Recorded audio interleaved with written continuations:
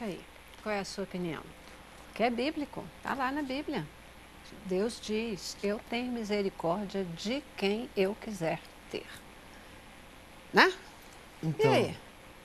percebe-se claramente com essa expressão um ato de soberania de Deus. Deus é soberano nas suas decisões, nas suas ações, e me remete também à justiça de Deus. Essa expressão me remete à justiça de Deus. Mas eu quero voltar só um pouquinho, Celeste, para entendermos um pouco mais dessa palavra justiça. O que é a justiça? Falamos aqui de justiça de Deus, justiça dos homens, mas finalmente, o que é a justiça? Porque a justiça é algo complexo, subjetivo. Nós percebemos desde os nossos primórdios, filósofos antigos da Grécia já vinham discutindo esse tema, o que é justo. Porque a justiça está embasada em quê? Em leis, em costumes, na própria religião, enfim, nas regiões. A justiça é um conjunto. A justiça seria o quê? A realização de um direito, a consumação de um direito. De repente, o que para mim é justo, para você não é. Nem sempre a justiça é boa, nobre doutor e pastor. Nem sempre a justiça é boa. Da subjetividade. Então, tudo muito subjetivo.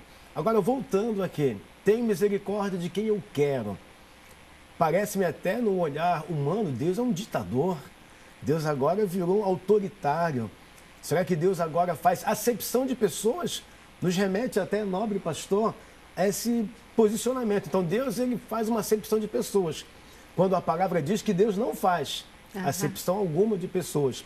Então, eu entendo isso como um ato de soberania de Deus e até mesmo para justificar, em alguns casos, porque você percebe, eu acredito, como o pastor disse, na graça divina, no favor divino, na misericórdia divina, porque se fôssemos olhar, nenhum de nós merecíamos a salvação. Nenhum de nós merecíamos ir para o céu, por exemplo. Todos nós pecamos deliberadamente contra Deus, todo instante, toda hora. Então a misericórdia nos envolve, nos alcança. Então quando Deus diz assim, eu tenho misericórdia de quem eu quero ter, eu estou incluído nisso. Todos nós estamos incluídos nisso. Alguém chega para mim e fala, pastor, como pode um rapaz que era um assassino, um viciado, uma prostituta, um matador, alguém que era ruim, um ex-condenado da justiça, traficante de drogas, destruiu famílias e hoje é um pastor, hoje é um servo de Deus, hoje é alguém que vai morar no céu. Eu não gosto dessa ideia, eu não creio nessa ideia.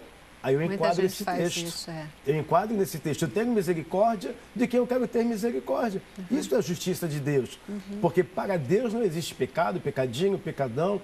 Aquele é mais santo, aquele é menos santo, aquele é mais miserável, aquele não. Para Deus todos são iguais. Então quando eu vejo esse texto, eu tenho misericórdia de quem eu quero ter, eu encontro a justiça de Deus. Porque na minha vida Deus conhece as minhas faltas. E Ele tem misericórdia de mim. Na vida de você que está nos ouvindo, nos vendo, Deus conhece as suas faltas e também tem misericórdia de você. Então, queridos, Deus ele é fiel na sua justiça. É importante só para corroborar com a sua belíssima colocação. Eles são advogados mesmo, né? Olha só, tá vendo? Só são advogados mesmo, né? Eu quero corroborar e dizer o seguinte. Tenha misericórdia de quem eu quero ter. Lembra do texto em que Deus chama um cara, fala assim, Ananias, eu quero que você vá numa rua chamada direita. Verdade. Pô, mas logo ele, pô. Parece Esse cara é um loucura, né? assassino quanto mais. Isso é um perseguidor do evangelho. Exterminador de crentes. Esse é um exterminador de crente, estava indo para Damasco para matar todo mundo. Ele consentiu na morte de Estevão e agora o senhor quer que eu vá orar por ele? Eu quero que você vá orar por ele. É nesse sentido. É nessa aplicação que Deus está dizendo. Porque justamente quando os olhos humanos recriminam e dizem, para esse não tem jeito, Deus está dizendo, esse cara vai me ser muito útil no ministério. Agora, você perceba que no centro de justiça de Deus, Deus fala o seguinte, o que para Paulo? Tu verás, quão duro é. É verdade. Sofrer com os meus agulhões. Ou seja, Deus estava dizendo para Paulo o seguinte, você vai sentir na pele o que muitos dos meus sentiram quando você perseguia. E é importante deixar claro que Paulo, quando Saulo, ele não fazia por perversidade. Tanto que em Atos dos Apóstolos, quando ele está na frente de Festo, fazendo a sua defesa, ao dizer, peraí, eu tenho que ter um julgamento justo, porque eu sou cidadão romano. Eu tenho cidadania romana, muito embora judeu por nascença, mas eu tenho cidadania cidadania romana. E como cidadão romano eu tenho direito a ter um julgamento justo. E eu quero falar na minha defesa.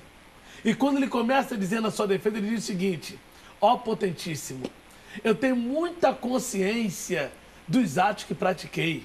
Agora, nenhum deles foi feito com finco de perversidade. Fiz para preservação da lei, daquilo que eu entendia ser direito. Por isso que ele diz em Atos dos Apóstolos, 17:30, porque Deus, ele não leva em conta o tempo da minha ignorância. Eu estava na ignorância, só que Deus já estava preparando o caminho de Paulo. E você vê que Paulo, como homem de Deus, sofreu as mais perversas agruras de um homem, chicoteado, esbofeteado, apanhou muito e ainda morreu de forma trágica. Verdade.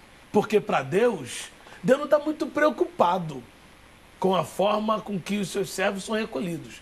Porque ele diz o seguinte, preciosa à vista do Senhor é a morte dos seus santos. Enquanto várias pessoas aqui na terra estão chorando pela morte de um ente querido, Deus está dando pulo de alegria.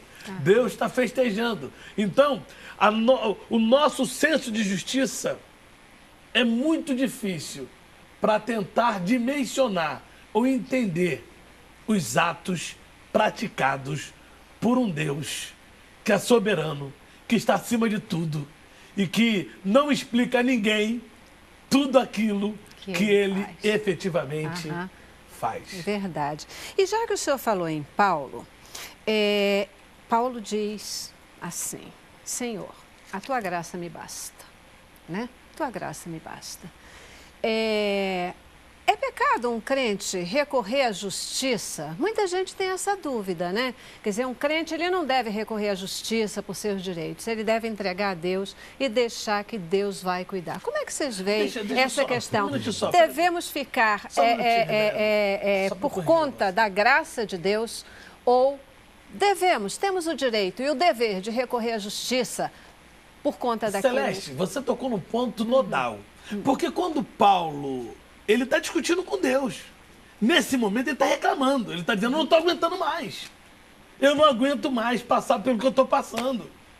Satanás vem e me esbofeteia, eu levo chicotada, eu apanho, eu sou traído pelos meus amigos, eu não aguento mais. Aí Jesus fala para ele, cara, a minha graça te basta, segura a tua onda. Estava falando para ele. É pecado buscar justiça? Eu vou deixar você responder. Muito obrigado. Eu acredito que não é pecado em forma alguma, de forma alguma. Eu até ensino em nossos cultos que existem coisas que nós devemos fazer e existem coisas que Deus é quem faz. Nós não podemos misturar as estações e falar que tudo tem que estar nas mãos de Deus. Se as leis existem, se o próprio Deus, em Romanos, como já disse o pastor, respeita as nossas leis, devemos sim recorrer às leis, à legislação, buscar os nossos direitos, porque somos cidadãos que possuímos direitos, possuímos deveres, e não é pecado em hipótese alguma você recorrer à justiça, recorrer às leis, buscar o seu direito, porque existem coisas que nós é quem devemos fazer. Claro que a Bíblia traz aí, até gera uma certa polêmica na questão do litígio entre irmãos. E isso dá um tema para um outro programa, que o negócio é sério. Mas, em via de regra, eu não vejo, não classifico, acredito que o pastor também não, que há pecado algum, você servo de Deus, recorrer às leis. Você deve, sim, buscar os seus direitos, procurar auxílio naqueles pleitos que você não tem como sanar. A lei está aí para isso, é obrigação. Até porque está na Constituição Federal, que todos têm o direito. Eu faço uma pergunta aqui, bem simples.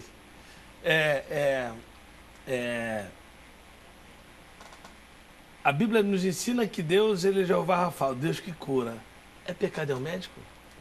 Exatamente. Eu ia colocar esse paradigma também. Testificou. É pecado doméstico, é pecado em horas. A justiça, já disse aqui muito bem o pastor Ivanildo, ela tem o intuito de reparar o dano de alguém que eventualmente foi lesado.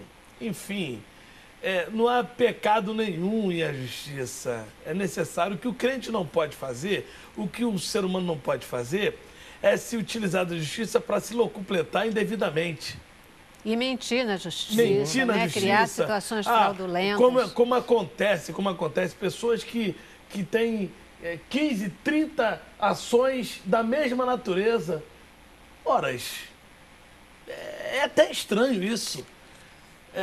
Toda hora ela está na justiça, toda hora ela está na justiça, toda hora ela está na justiça. Alguém pisou no pé dela, eu vou te botar na justiça. Alguém falou alguma coisa, eu vou te botar na justiça. Não houve qualquer dano. E a pessoa vai e...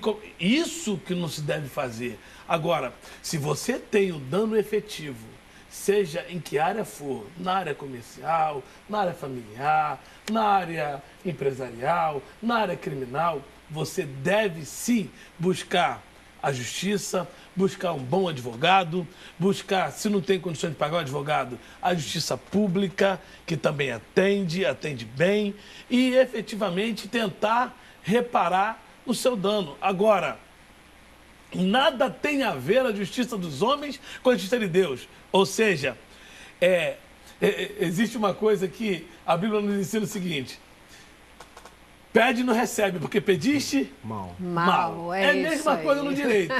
Se você faz uma bela inicial e chega na hora do pedido, você faz errado, azar é teu, porque o direito não socorre quem dorme.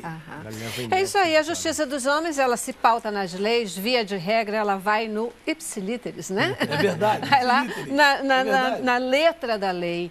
E o Senhor Deus, ele efetivamente, ele cuida, sim, de todas as leis. As leis, elas são importantes e elas são definidas por ele também. Sim. Mas ele olha muito além, né? A graça e a misericórdia de Deus, elas são o parâmetro principal da sua decisão. E glória a Deus por isso. Ai de nós se não fosse. Ai de nós se não fosse. Ai de nós se não fosse. Gente, eu já vou para o nosso último intervalo, estourando todos os tempos aqui. Uma maravilha, mas a gente volta já já para as nossas considerações finais. Tá bom? Vamos lá.